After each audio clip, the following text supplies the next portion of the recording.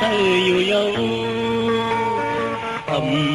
khơi hốc có hiếp khen thế tôm yum khô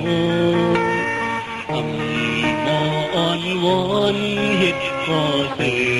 sang nhà xót tin ô điều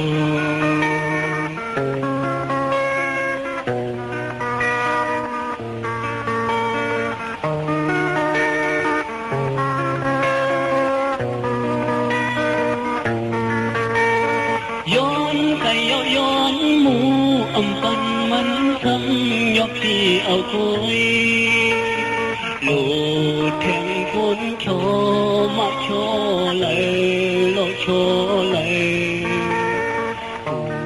เห็นไฟเมฆลุงกลางอ่อนก็ฟ้องเยามันทันการ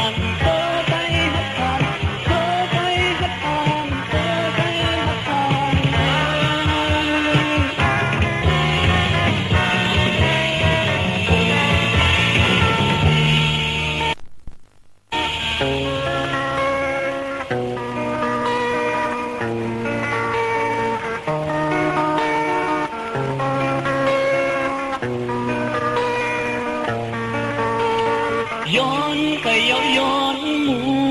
ปันมันซ้ำยกที่เอาคุยโลแทงคนโชมาโชเลยโลโชเลยเห็นปลายเมฆลุงกลางอ่อนก็ท้องเยา